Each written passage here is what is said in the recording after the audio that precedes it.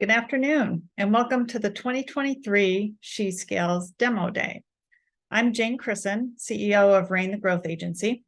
We are an independent, female-founded and led advertising agency that specializes in scaling direct-to-consumer brands.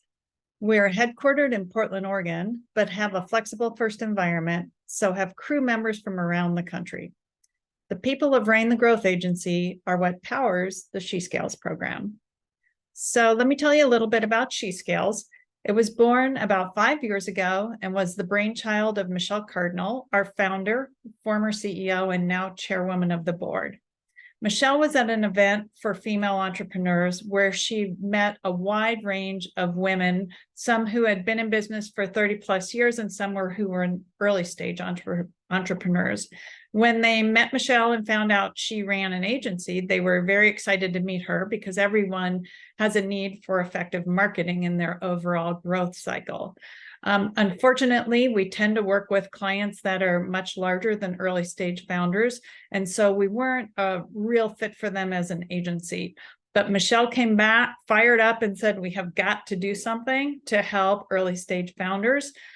We have a platform of wealth for women, growing wealth for women, and so we had a real passion about helping early stage founders.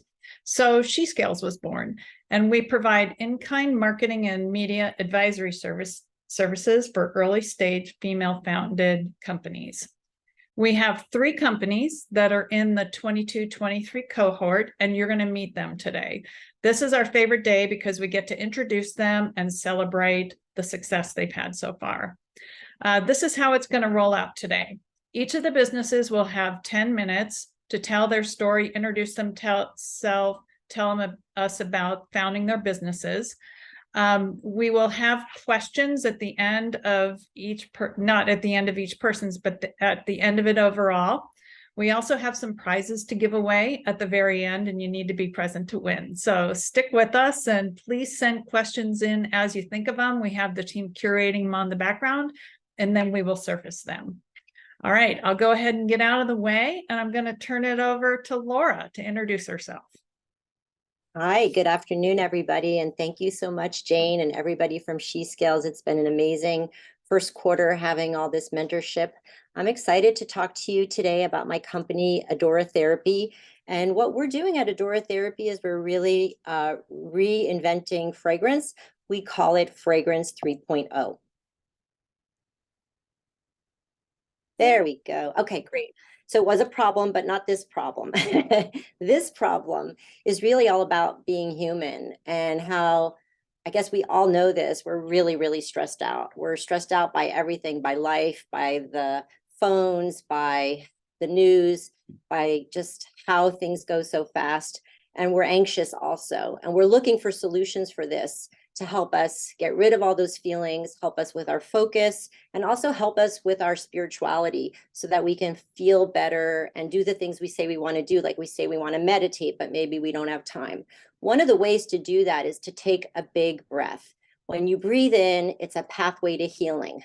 So when we use perfume and we spray perfume, we're not able to really take that breath. If you've ever seen somebody spray perfume, they shake it to let the scent evaporate because it's so strong, a big whiff will really knock you out. So in a way, the perfume industry actually stinks. It's not really designed for healing. A lot of perfume is made with alcohol and chemicals. It's addressing outer beauty, not inner beauty. Some of these chemicals are hormone disrupting and they are not breathable. And it's really about the marketing, right? Focusing on making you feel a certain way, but it's not really making you feel the way you want to feel. And even the ones that are called functional fragrance, they're not really healing. They're still made with these maybe cleaner ingredients, but not quite healing yet. So what's the solution? We have reintroduced something that is ancient in terms of a healing modality. It's the use of essential oils as the core ingredient for scent. These are all natural and plant-based, they're vegan, and when you blend them together well, they can be as amazing as perfume. And if you mix them with oils and water instead of alcohol, you actually have a breathable solution, something that allows you to take breathtaking moments and allows you to go back into healing your body, mind, and soul. And this is definitely an alternative to the traditional perfume and natural fragrance and body care that we all have experienced, because the fragrance in itself is the key part. And in our case, the fragrance is healing. I got into this business because I am a businesswoman, even though it might sound like I'm a hippie and all I want to do is make beautiful crafted products. And the perfume industry is a sensational market. It's gigantic, it's huge, we all know it. And there's been changes in the market in the last 5 to 6 years since I've been involved. Natural fragrance is growing. What we would call indie or artisanal fragrance is growing, and selling fragrance online, which was really challenging, is actually something that's quite successful today. So the way we look at ourselves, and this is a really important slide, I just put this up on LinkedIn today because I think we don't talk about this enough, is that there are all these categories in perfume. If you walk into an Ulta or a Sephora, you're going to primarily see everything on the left. Indie perfume, traditional perfume, luxury perfume. So from mainstream all the way to indie, that's really the beauty side of the business. Now we have these new things that are more wellness focused, like natural perfume and clean perfume and aromatherapy. I'll just speak about aromatherapy for a second because it's the use of essential oils, but most people think of this as something you put in a diffuser, or they think of their friend who is selling doTERRA or Young Living essential oils, and it's really like a different story. It's more about like real wellness and kind of like medicinal. We're really trying to converge these two stories, beauty and wellness, and that's why we say we go beyond perfume. So our mission is to help conscious humans reclaim their inner healing journey with expertly formulated fragrance and body care for the mind, body, and the spirit. Our solutions are not just fragrance, which we'll get into in a second, but we have quite a large range. You pick your mood. We have many healing formulations. You pick a category like working on your chakra, healing your room, the energy in your room or your aura, candles, and we also have aura readings. And the whole goal behind our packaging and our story is to remind you to adore yourself and use your breath to do that, and remind you to take those moments for yourself, those ritualistic moments that allow you to breathe in. As you can tell, I need to breathe in right now. I'm kind of out of breath. Breathing is just so key. All right, let's see if we can move the next slide. There we go. So we have a range, our popular range, our hero product line are our chakra roll-on perfumes. There are 7 chakras, which is why our range is so large, but they really allow you to be aligned, balanced, and healed. And we say we're like a life coach in a bottle.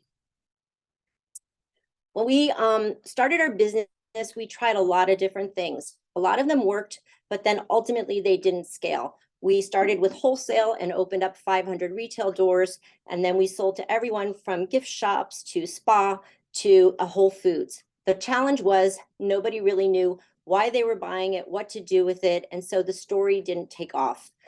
During COVID, we had to pivot like many other people, and we opened up a store so that we could sell our inventory, and it had always been a dream of mine to have a store.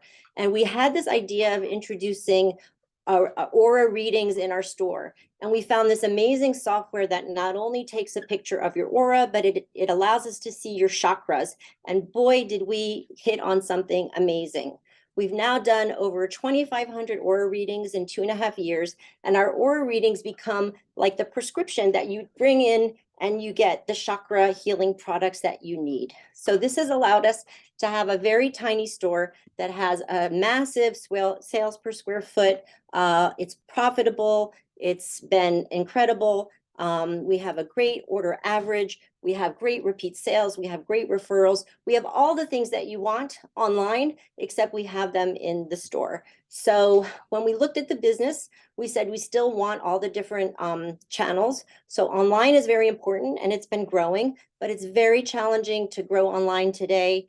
You're an agency, right? So you know everything around ads and influencers and all of this, it costs a ton of money, and it's really hard to do. We also do sell wholesale. We've been invited in by prestige companies like Canyon Ranch to do trunk shows. We sell on a lot of the different wholesale platforms. dropship platforms, but we really know that our product sells with an aura reading. So we're really looking to create more store-in-store kind of relationships and opportunities. All right, rounding up to the end here. Let's see if we can get these last slides.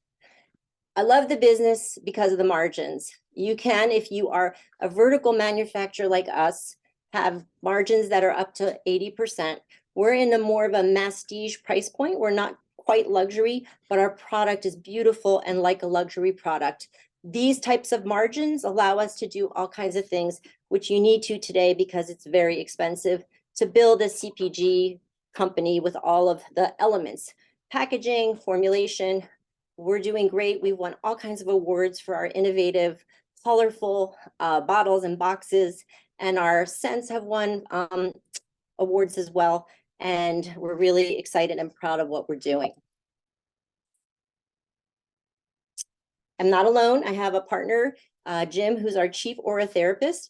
I call myself the chief mood booster, and we're really experts in this category of aromatherapy and aromatherapy. We're about to write a book telling our story, how we see people's energy fields, and what we've learned from doing over 2,500 aura readings. We've had some success. We have sold a lot of product. We have generated revenue, not as much as I'd like. It's been a kind of learning experience. We want to scale. We want to scale with more stores, and we will be profitable in another quarter or two. And I think I have one last slide, and we can move on.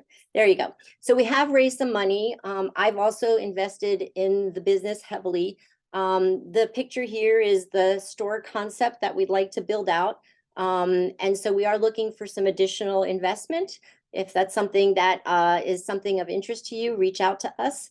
But we're scaling, we're growing, and we're really in love with this business, and we can't wait to bring it to more cities in the US and have you experience what we're all about. Thank you very much. Laura, thank you for sharing your founder's journey. It's actually very encouraging and demonstrates the need to pivot and adapt and continue to grow. So thank you for that. All right, now I'm going to turn it over to Andrea. Hi, everyone. My name is Andrea Arceneaux. I am a co-founder and CTO at AuditMate. We are the first ever elevator and escalator auditing and management software. All right, so we found that elevators are one of the top 3 building expenses.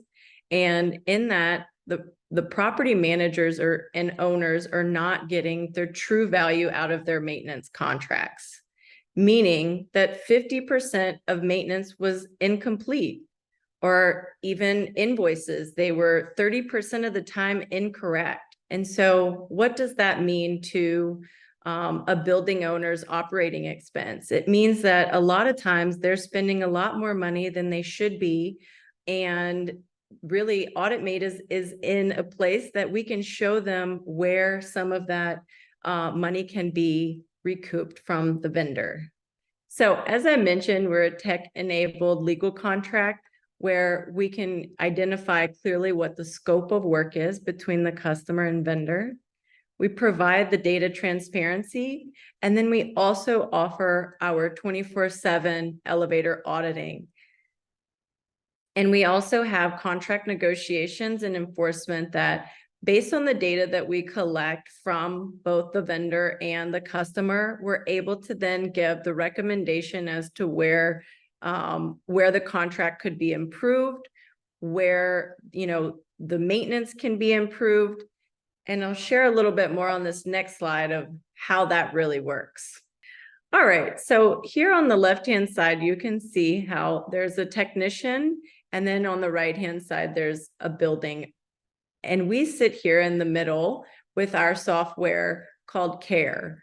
And so how that works is a technician will go on site and they will clock in or clock out. So it'll give us the time of when the maintenance was performed. And as we then also digitize the contract, we have a comparison between the data that was serviced by the technician as well as the contract terms and conditions. And so when that data is pulled into our system, we're then able to run audits in accordance with the terms of the contract. This also gives us the ability when invoices or proposals, or let's say open repairs, we can audit those to see if the data is in accordance with the contract.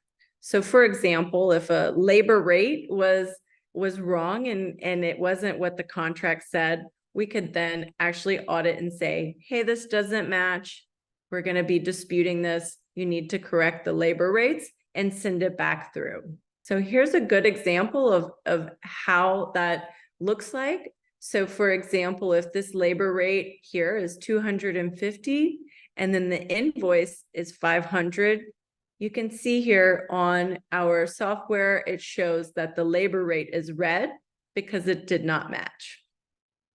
And they can come in and easily have some action-based results to say, you know, this action required needs to actually upload a new invoice, and right from our software, they can upload a revised invoice and get that corrected.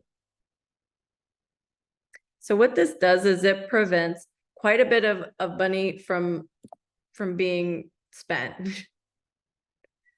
All right, and then this is actually a customer use case where we saved a client's portfolio 20%.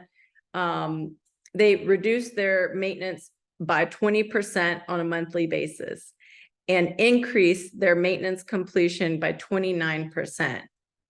Overall, this saved the customer $1.6 million over the term of 1 year, which is a huge cost savings, and it improved the reliability of the equipment. And so that longevity is going to extend the life of the equipment. So very exciting results. So if you or anyone that you know are having elevator or escalator problems, feel free to contact us. We do a free contract analysis where we bring in the terms and conditions of the contract and then 24 months of elevator history to then run a comparison and show whether or not, you know, you're getting the true value of your contract. All right. Thanks, everyone. I think I'm ready to hand it over. Who's next? Great. Thanks, Andrea. You guys identified a clear, niche, but need in the marketplace. And I know you've had exceptional growth as a business. So congratulations on that. And then Ashley, turn it over to you.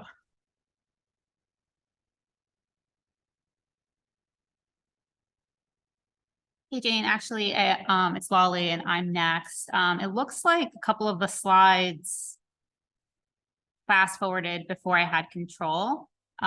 Is there a way to go back? Sorry about Loly. I had it in the wrong order. Perfect. So I think I have control now. Hi, everybody. My name is Loly Orozco, and I'm the founder of the Little Postage House. We're a paper and postage company where we use our products to tell unique stories. And I'm going to see if I can get to the next slide. Here we go. So this is just a quick introduction about myself. So I am a Latina first generation person in this country. My parents immigrated here from 2 different countries, and I'm a former lawyer. So prior to starting my business, I graduated from one of the nation's top law schools, worked at a Wall Street based law firm. I clerked for 2 federal judges, and then my life started taking a different path that led me into the art world and entrepreneurship. And so I'm going to show you how that happened and how a lawyer ends up creating art for a living. And so it all started with the trip to the post office. I'm extremely visual, so we had artwork created to show you my journey. I was standing in line. You can tell that it's me because I'm wearing the suit, look like a lawyer. And I was standing there behind a bride that had these gorgeous invitations. They had calligraphy, wax seal, I mean, really fine details. And you can tell that a lot of thought and care went into them, as well as a big monetary investment. Weddings are intentional. Everything from the linens to the chairs are picked out with a purpose. And so I immediately wondered what stamp she would use. It's such a logistical thing, but as an attorney, I right away thought about that and was curious, what stamp is she going to use on these really beautiful invitations? And I was shocked to see, and so was she, that the options at the post office just did not make any sense. They had an American flag stamp, they had a cartoon stamp, things that are perfectly fine and fun for everyday mail, right? If you're sending a bill back to a utilities company, put the frog stamp on there, that's cool. But for wedding invitations, it just seemed a little thoughtless and completely mismatched. And so I couldn't stop thinking about it. And I went home and I did what lawyers do. I researched everything that there was to know about stamps. I mean, I went down a rabbit hole and I found that by looking back in time, the options are actually incredibly interesting. And stamps are like money. It doesn't expire. You can use a quarter that's 80 years old today. Money doesn't expire and neither do stamps. So it was in that moment that my business was born. I really didn't think of it as a business at first. It was more of a creative outlet, hobby, let me help people. So I started an Etsy shop online to provide postage alternatives to brides. And so we use real vintage stamps to tell our client stories. And so this is an example of a collection that we curated for one of our clients a couple of years ago. And these stamps that you see here are all valid and they're unused. So you can use them to send out mail. Some of them are over 50 years old. The Mississippi stamp is a 5-cent stamp. So think about how old that must be back when it cost 5 cents to send out a piece of mail, right? And so I'm going to show you the story. So this is Kate and Ben. He's from Florida, so we have a stamp that represents that, and she's from Alabama. It all started one night when they met at a bar in Georgia. She loves magnolias. I mean, she's obsessed with magnolias. And they're getting married in Tennessee, and that's where they're purchasing their first home together. So this collection tells their story together so that when people receive this piece of mail, right from the face of it, people know it's special. If you get something in the mail with stamps like this, you know that it's special and you may even realize what it's for. We've had clients that have reported that guests will get the invitations and they'll recognize the story just from the stamps. I had a client who was a firefighter and people knew right away when they saw that together with the education stamp, that person was marrying a teacher, they knew right away, wait, this must be the invitations for my friend's wedding. And due to the success of our postage curation services, it wasn't long before clients started reaching out, asking us to do more. We had clients that knew that they wanted to use us for their postage curation, but didn't have invitations yet, didn't even have save the dates yet. And they reached out and asked whether we could do that for them because they weren't really satisfied with the other options that were out there. And so the problem that our clients started reporting to us is in the commercial stationery industry, the options that were available weren't exciting. They weren't intentional. They weren't bespoke. They weren't really focusing in on the details. They also were having problems with quality, printed on flimsy paper, or the approach was completely dated. Historically, and even now in a lot of stationery shops, if you go in to buy your invitations, they have these big books with physical examples of old invitations, and you flip through it, you pick one out that you like, they take an order form where they write out everybody's name, all of the details, they fax it to a printing company, and then your invitations come in the mail, and that's the process. That is what you're expected to do for a day that for a lot of people is a huge investment and very special. And so we accepted the challenge and decided that we would create fun and meaningful paper products for our clients in their weddings, but also just generally. I took that idea to a different level and decided that we would carry our philosophies at heart to do stationery, to create gifts for every day. And that is how we grew the business to what it is today, which is more than just postage. Our products now include paper products, wedding invitations, the curated collections, and also embellishments. So we are a one-stop full service shop for our clients in the wedding industry, but also outside of it.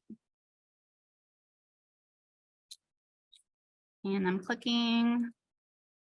And by expanding our product offerings, it's meant a lot of things for Little Postage House. We've had over 100% year-over-year growth. Our lifetime revenue is over $1 million. When I made this PowerPoint, it was $1 million, but now we're well over that. We've been a part of over 2,500 events across the world. We've done the invitations for, or the postage for, thousands of events at this point, and we've sold over 20,000 retail stationery units across the nation. And so what is it that sets us apart? What has led to this success in the paper industry? The first is our handcrafted approach. So when we make those invitations that we were talking about, or the stationery sets, we do it all in-house. We mix the ink by hand. We run it through antique presses. We like old stamps. I like old things. So we weren't going to do, modern printing that you can do at Kinko's. We decided that we were going to go old school and create something special that you can feel is different the moment that you hold it. Our presses leave a physical impression. We use cotton heavy cardstocks that feel different the moment that you hold them, because quality really matters to us. So we do everything in-house. There's no outsourcing here. And we ensure that our designs are memorable. So what you see on the left is cow stationery. So those are actually birth announcements for somebody who's a farmer. And so that to us seemed absolutely perfect for her. And on the right, these are actually escort cards made on real dried leaves. So our designs, they're just different. There are things that you'll never have seen before. And all of these things together has led to a very loyal following, and it's what we attribute our growth to. We're 100% direct to consumer. We sell to clients all over the country and the world. We don't really pay for social. We haven't historically. And we've been able to reach these numbers and get our products out there through the power of organic social media and organic search on Google. Most people actually find us on Google, and in large part, that success has to do with where we rank. So we have a loyal following. We've done very well on TikTok and have gone viral on several videos, which leads to growth. And that's it. That's all I have. Thank you. So beautiful, Loly. Thank you for that story too. The inspiration is amazing. Both my daughters got married last year, so I know it's a true need in the marketplace. So we had at least one question come through. So let me go ahead, and this is for you, Laura, came through during your presentation. So it's interesting to see that you're seeing in-person contact driving your sales when so many companies are DTC only. Do you think this is the way of the future, going to having a retail presence? Oh, wow. I'm reading a lot in the press that it is. I mean, it really used to be the playbook was DTC, no retail, and then maybe work with a big partner in your space that could give you more doors. I think everything's changing, especially with the challenges in the advertising space. For myself, I'm an old-fashioned merchant from the fashion industry, and I remember the old days of traveling to stores to get inspired, and I still love that. So I do think that this new generation, the younger generation, is wanting that experience after, waiting to get their packages delivered every day. And if you've seen that, I have a daughter-in-law, and she sends her packages to my house, and so every day I see all the boxes coming. There's just something about opening a box that has a completely different feeling than going in a store, smelling things, touching things, feeling things. So yes, I think it's changing. I also think a lot of the unit economics about profitability are changing too. And DTC is just not an easy game like it was in the past. And so a lot of businesses are going to be looking for new kinds of models for scaling. Okay, great. So I didn't explain this earlier, but as part of the SheScales program, each of our participants filled out an application and went through an application process and an interview. And part of it was a diagnosis of what they needed to help them get to the next level. And that's what our teams have been helping with. So I'd like to ask each of you, because you're very different businesses, like at this point in your growth cycle, what do you need to scale to the next level? So Andrea, can we start with you? Sure. Andrea, sorry, I keep saying your name wrong. Apologies. It's okay. Yeah, absolutely. So I think what we're looking for is to really spread the word about our company. So a lot of our businesses come through our existing customer base, and just really through some of our beginning beta customers, we're spreading the word as they really like the services that we provided.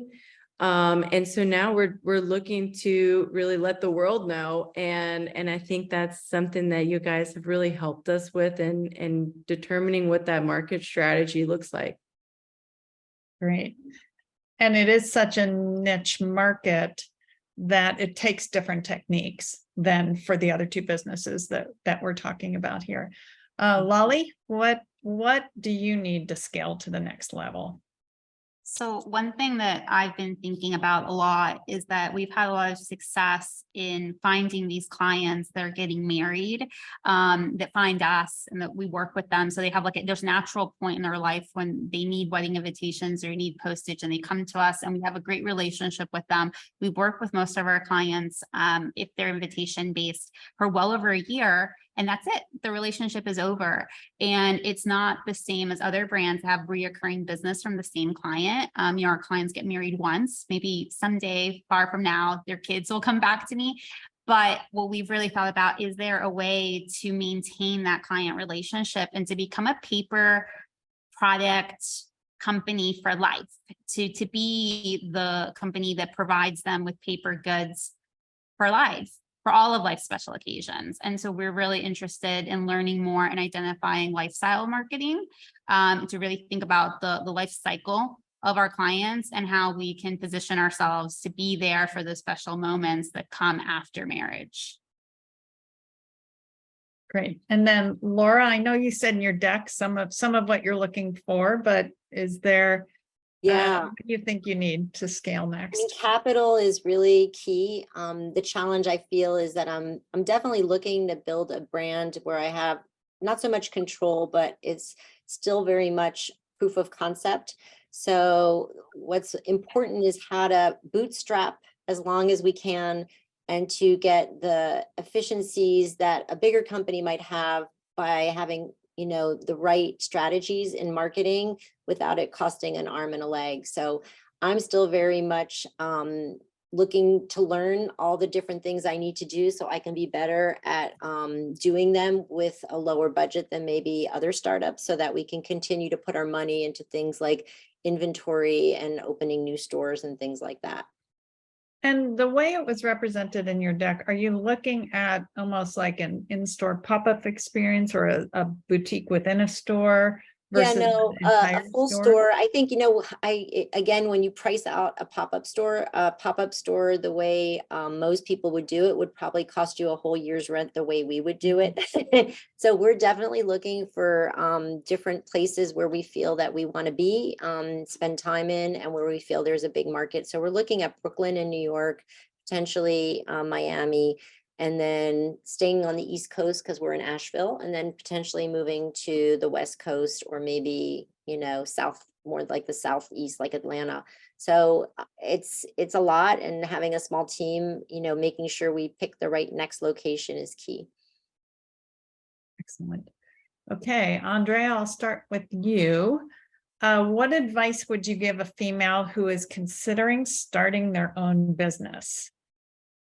Yeah, I'd say go for it. I think it's an exciting time to build a business. I know that, it may be a little scary in terms of where the economy is, but I mean, I think that it's definitely something that is a experience that, you just don't get in, working for someone else. Like, being able to build your business and what your passion is truly incredible. And so I say go for it. And definitely, it's important to build a community that supports you, whether that be community like groups or certain, accelerators, and then also just mentors and advisors that can kind of help support you, because it's quite a lot to just start, and great to have resources to back you in that. And when you and Ashley were starting the business, how long did you think about it or talk about it before you actually like put fingers to keyboard? Well, I think we're quite a unique story. I think it was 30 days or maybe even less. Wow. We kind of knew in the first 24 hours, I think that's what was going to happen. And we didn't really waste much time. We knew that was it. And we were moving full speed ahead. So that's great. That's great. Confidence is key. Just go for it. If you want to go. Yeah. Loly, what advice would you give a female starting a business? Yeah, so I think for me, the biggest advice that I would give is just trust yourself, especially trust your idea. If you have an idea for a business, even if people around you maybe don't understand it, especially if men in your life don't understand it, it doesn't mean that it's not a great idea. And that's happened to a lot of female founders, from Spanx to fashion companies. Sometimes there are people that maybe don't understand it because it's not as relevant to them. And so I think like protect your idea, keep it close to you, think about it, develop it. Don't let insecurity and doubt get in your way, and just go for it, because you don't know until you try it out. And if you have that idea, I'm pretty sure there are other people that are going to hear it and it's going to speak to them. It just may maybe not be people like immediately in your close circles. So I would definitely like trust yourself. You had the idea for a reason and you just have to pursue it and go for it. Right. Especially when you're leaving an occupation where you're embedded very strongly. And Laura, what advice do you have? So I just had my birthday and I'm 59 and this is like my 4th startup. So I just think that having done it a few times over and over again, I think it's just, it keeps changing. Like when I started, tech wasn't even a thing. And, you know, like Andrea has a technology company, like there weren't even women in tech, there was no tech. So it's all changed. And I feel like the playing field for women, it has never been better. Being an entrepreneur is like an excavation of your soul, and whatever you haven't figured out, you're going to have to figure out through your business. So it's very different than a marriage. It's very different than any other relationship with any other person you'll ever have. And so just be ready to do the work, because what you see is who you are. And as you work on yourself, your business will grow and thrive. And if you have all these areas of insecurity or fear, your business will contract. And so I've just learned this over time, that this is like a bigger than just the story of being an entrepreneur. It's really the story of how to become your biggest, best self and not be afraid of that. I think that that's a wonderful way of saying it. I know I'm in awe of all of you for starting a business and having the courage to do it. And that should be encouragement for everyone else as well. Thank you to all of our cohort this year, and congratulations. And again, I am so glad that we've had the opportunity to work with you. And as we always say, as our closing remark, go out and scale fearlessly. Thank you.